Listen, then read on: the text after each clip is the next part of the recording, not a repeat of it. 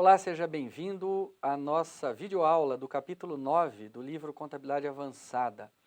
Bom, quero chamar a atenção que esse tema, operações de arrendamento mercantil, sofreu alterações agora, 2019, então é super atual. No livro você já está com a atualização contemplada para esses novos dispositivos. Então vamos dar uma olhada nesse tema que é bastante interessante e que sofreu alteração recentemente. Bom, olha só, o CPC 06, que trata de operações de arrendamento mercantil, ele teve a sua segunda revisão, que começou a ser aplicado a partir de 1º de janeiro de 2019.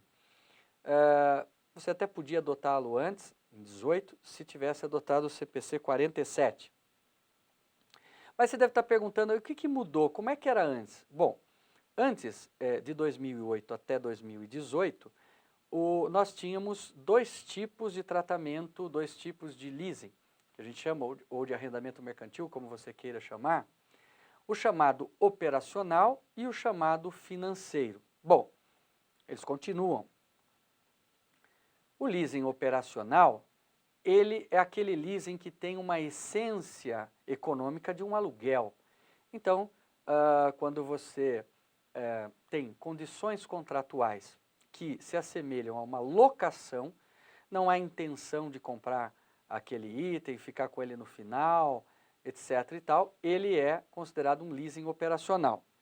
Se acontecer o contrário, ou seja, se você tem a opção de compra da máquina por um valor mais insignificante no final do contrato, se você de fato já tem elementos que nós vamos ver daqui a pouco que indicam que essa máquina no fundo é um financiamento com o nome de leasing, então esse leasing chamado financeiro é o que tem características de financiamento, ok? Bom, só que o que aconteceu em 2019? Antes você tinha o seguinte, tanto o leasing operacional como o financeiro, eles tinham tratamento diferente. O leasing operacional era considerado um aluguel, portanto, resultado do exercício. Então você colocava uma máquina, as prestações que você pagava, você lançava no resultado do exercício, né? Você é arrendatário. O arrendador lançava a máquina no ativo dele e como receita as prestações recebidas do aluguel, receita de aluguel. No leasing financeiro, a norma de 2008 dizia o seguinte, você tem que ativar esse bem. Então, ao invés de você jogar no resultado as parcelas como era antes de 2008, você passa a reconhecer um ativo máquina, por exemplo, e um passivo de arrendamento a pagar. Você vai depreciando essa máquina e você vai pagando esse arrendamento. O arrendador também mantinha como um recebível o valor da máquina e reconhecia a receita de juros ao longo do tempo. Muito bem, a grande mudança foi aqui. Agora nós passamos a ter um único modelo de contabilização. Então, se for considerado um leasing, um arrendamento mercantil, no arrendatário vai haver apenas um modelo de contabilização, qual seja, você vai ter que ativar esse leasing. E no arrendador continua tendo dois modelos, um financeiro e o outro operacional. Vamos ver mais detalhes aqui. Bom, então a grande mudança é que o leasing operacional que o arrendatário lançava no resultado, passa a ser reconhecido no balanço se for considerado leasing operacional. Por que essa mudança? Vamos procurar entender. Olha, em 2008 houve uma crise financeira muito grande, empresas que tinham balanços bons quebraram e estudos apontam que, do IASB, que passivos enormes de aluguéis em longo prazo que estavam ficando fora do balanço. Por quê? O aluguel era tratado como despesa. Então imagina que eu tenho uma empresa aérea, por exemplo, e todas as minhas aeronaves são provenientes de contrato de aluguel. Então veja que interessante, eu não tinha no meu balanço nenhuma aeronave no ativo e também não tinha registro de passivo. E às vezes os contratos prevêem multas pesadas se a empresa não pagar. ou que elas têm que honrar, que o contrato é para 10, 15 anos. Dessa forma, eu só ia reconhecendo a despesa do resultado do exercício. Então, olha só, o IASB estima que existem 3,3 trilhões de dólares de compromissos dessa natureza.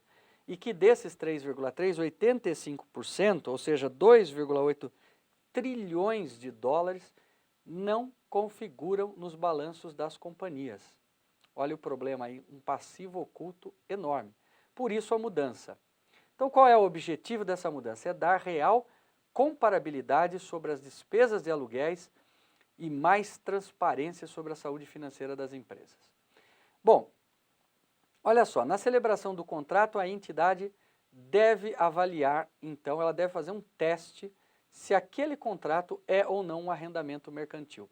Se for, estamos falando aqui no caso do arrendatário, se for, ela vai reconhecer o ativo, mas aí outra mudança, ela não vai mais reconhecer o ativo máquina, o ativo veículo, o ativo instalações industriais, ela vai reconhecer um direito de uso, é o que eles estão chamando de right of use. Então, sendo um contrato de leasing agora, no arrendatário terá que sempre ser reconhecido um ativo direito de uso. Vamos ver como é que é o teste, olha. É muito simples identificar um contrato. Você tem que fazer perguntas, isso aqui está no CPC. Primeira pergunta é o seguinte, nesse contrato, existe um ativo identificado, eu consigo ver um ativo? Se a resposta for não, então não é um contrato de leasing e você vai lançar como o quê? Vai lançar como uma prestação de serviço normal. Então pode reconhecer no resultado do exercício. Se a resposta for sim, tem um ativo. Vem uma segunda pergunta. O arrendatário obtém os benefícios econômicos? Quer dizer, eu estou colocando essa máquina na minha empresa, eu vou obter benefícios econômicos com esse ativo? Se a resposta for não, não é um contrato de leasing, então você lança como despesa. Mas se a resposta for sim, você vai fazer a mais importante pergunta. O arrendatário gerencia o uso desse ativo? Quer dizer, ele tem pleno gerenciamento desse uso, o arrendador não tem interferência em como ele utiliza? Se a resposta for não, não gerencia, então não é um contrato de leasing, lança na despesa.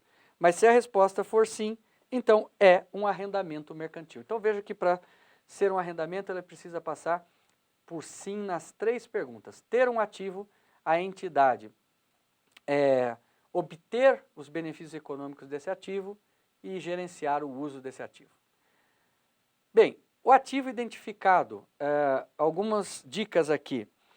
O direito de substituição é substantivo se o arrendador tiver capacidade prática de substituir o ativo ou puder beneficiar-se economicamente do exercício de fazer. Aqui eu chamo a atenção apenas para dizer o seguinte, que é muito importante que o arrendatário possua o controle total do ativo. Existem atividades em que, por exemplo, eu posso fornecer um bem para alguém, que seria uma espécie de um aluguel, como um contrato de arrendamento, mas eu fazer o seguinte, eu dizer, olha, eu vou te fornecer tantos caminhões aí para trabalhar na tua empresa todo dia, mas eu posso trocar esses caminhões como eu quiser, por um igual. Ou eu quero que você leve esses caminhões para determinado lugar, ou que você só use 5 horas por dia, 4 horas. Então significa o quê? Que o arrendador, nesse caso, tem o poder de restringir o uso. Portanto, o uso não é pleno por parte do arrendatário e, portanto, isso desconfigura como um contrato de arrendamento mercantil. Benefícios econômicos, nós sabemos bem o que é, né? Ou seja, o arrendatário vai obter toda a lucratividade com aquele bem, né? Ele tem o direito também de gerenciar o uso desse ativo. O que é gerenciar o uso do ativo? É quando você pode também fazer um teste para descobrir se o cliente gerencia, se o arrendatário gerencia. Olha só, quem é que toma a decisão sobre o uso do ativo? É o cliente? É o arrendatário? Então é leasing. Ah, é pré-determinado, está lá escrito no contrato, então tem que ler o contrato. Não, é o arrendador que decide o uso do ativo, então não é leasing.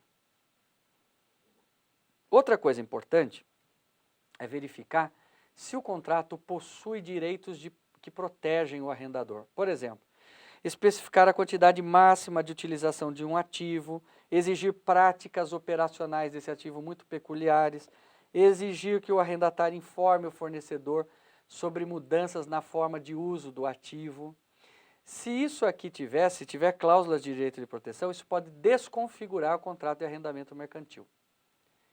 Outro ponto importante é que você não precisa reconhecer um contrato de leasing operacional se ele for de curto prazo, entendido como curto prazo até 12 meses da data do balanço, ou até o final do exercício seguinte, ou então forem o arrendamento de ativos de valor baixo. A norma não especifica o valor, lá no exterior é $5.000, mas no Brasil não houve especificação. O que entende-se de baixo valor são itens como tablets, aparelhos de telefone, esse tipo de coisa. Tá? Olha lá, então nós temos até aqui alguns exemplos, tablets, telefones, pequenos mobiliários, seria isso. Aí nesse caso, você pode jogar direto para o resultado do exercício, não precisa ativar. Outra coisa importante é que um contrato de arrendamento mercantil, ele pode ter vários componentes. Então, você tem que separar os componentes de um contrato. E alguns podem ser componentes de arrendamento e outros não arrendamento. Como é que você vai contabilizar os componentes? No arrendatário, separar e alocar com base no preço independente relativo a cada componente. Mas eu não tenho um preço para cada componente, fechei um contrato só, como é que eu faço? Você vai ter que conseguir chegar numa estimativa disso. Maximize o máximo possível que você conseguir. O arrendador separa e aloca de acordo com o CPC 47, itens 73 a 90. A base é o preço independente de venda, caso haja. Outra coisa importante é que despesas para tarefas administrativas ou custos associados ao contrato não são componentes separados do arrendamento mercantil, né? Eles são parte do pagamento total do que uma empresa aloca para os seus componentes identificados. Então, você deve alocar nos componentes identificados de arrendamento. Vamos ver um exemplo que fica mais claro da gente entender. Vamos imaginar um exemplo aqui no arrendatário. Como é que nós vamos contabilizar? No ativo eu vou reconhecer um direito de uso, no passivo uma obrigação de efetuar o pagamento. E no DRE eu vou depreciando o ativo e reconhecendo os juros. Outra mudança importante é que os juros antes, nos contratos de leasing, nós fazíamos em base sistemática, né? Agora não, é a alíquota taxa de juros efetiva. Vamos já dar um exemplo aqui para ficar mais claro. Como é que eu faço a mensuração inicial do ativo no arrendatário? Bom, o valor que eu vou ativar, que é o direito de uso de alguma coisa, direito de uso de uma máquina, direito de uso de um carro, direito de uso de um bem qualquer, é o valor da mensuração inicial do passivo de arrendamento. Então você tem que descobrir qual é o passivo total, a valor presente, é o valor, esse valor, mais custos iniciais que eu tenha para deixar esse ativo operando, mais pagamentos adiantados que eu possa já ter feito, mais custos estimados de desmontar e remover e restaurar caso haja esse ativo, e menos incentivos de arrendamentos que eu tenha recebido. Isso tudo vai compor o direito de uso. E o passivo inicial? É o valor presente dos pagamentos, mais o valor presente esperado no final do arrendamento. Já nos balanços seguintes, como é que eu trato o ativo? É o custo, mantenho ao custo, menos a depreciação, vou depreciando. E tenho que fazer impairment test. E o passivo é o custo amortizado, eu vou amortizando a dívida e reconheço pela taxa de juros efetiva. Aqui a mudança, antes a taxa de juros ela era base sistemática, então, por exemplo, você tinha contrato de 5 anos, taxa de juros, você fazia por método linear, você pegava os juros dos 5 anos e dividia um pouco para cada ano. a despesa de juros ficava linear. Agora, com a nova norma, você tem que fazer pelo saldo devedor. Então, 10% no primeiro ano, se a taxa for 10%, no saldo devedor. No segundo ano, o saldo devedor menor, os juros vai cair, o terceiro ano vai cair mais, o quarto e assim por diante. Vamos lá ver um exemplo. Ó. Vamos imaginar que a gente está arrendando um imóvel para a nossa empresa. E o prazo do arrendamento é 3 anos, começa no ano 0, vai até o ano 2. Nós fizemos um arrendamento pelo custo total de R$300 mil, a taxa de juros é 10%. Calculando isso ao valor presente, nós descobrimos que o valor presente é 248 mil. É esse valor que eu vou ativar. Então, como é que eu vou fazer aqui? Ó? Eu vou reconhecer um ativo, direito de uso de um imóvel, por 248.685,20. Do outro lado, no passivo, eu vou reconhecer o valor total do contrato, então, portanto, 300 mil, mas eu tenho que trazer a valor presente. Bom, como é que eu trago? Bom, se 300 é o valor futuro e 248 é o valor presente, que nós já calculamos, então eu vou debitar uma conta chamada juros a apropriar aqui, que é redutora deste passivo no valor da diferença, 51.314,80. Se somar os débitos e créditos, vão ver que estão batendo com os 300 mil. Bom, o que acontece no primeiro ano? A depreciação é igual. Vamos ver aqui, ó. O valor não é 248 mil do ativo, dividido em 3, são 3 anos, eu vou depreciar 82 mil por ano. Está aqui, como é que eu faço? Debita a despesa com depreciação, credita a depreciação acumulada, normal. Segundo ano vai ser igual, terceiro ano vai ser igual e vai zerar. O passivo é 300 mil, vou pagar em 3 anos, são 100 mil por ano. Então, baixa o passivo 100, tira dinheiro do banco 100. Ok? E agora o segredo é os juros. Como é que eu vou fazer? A taxa efetiva. Então, vamos lá. Qual é o saldo devedor? Né? O saldo devedor não é 248.685,20? Portanto, 10% disso, 24.868,52. Veja que jogo na despesa financeira e baixo da conta juros apropriar 24 mil. No segundo ano, a depreciação igual, o passivo baixa igual e os juros diminui. Por quê? Eu devia 248, somei 24 do primeiro ano, que é os juros, e tirei 100 que eu paguei de prestação. Sobrou 173 de saldo devedor. A despesa financeira é 10% do saldo devedor, 173, 17 mil. Ok? Terceiro ano, mesma coisa na depreciação, mesma coisa na baixa do passivo e os juros sobre o saldo devedor, que sobrou 90 mil, 10%, 9. Então, veja que os juros vai caindo, porque é sobre saldo devedor. Vai caindo se a empresa pagar, né? Muito bem. Esse era o arrendatário. E o arrendador? O arrendador permanece praticamente a mesma coisa que era de 2008 a 2018. Ou seja, ele vai classificar o arrendamento em operacional ou em financeiro. Se ele transferir substancialmente os riscos e benefícios inerentes à propriedade, é um arrendamento financeiro. E se não, é um arrendamento operacional.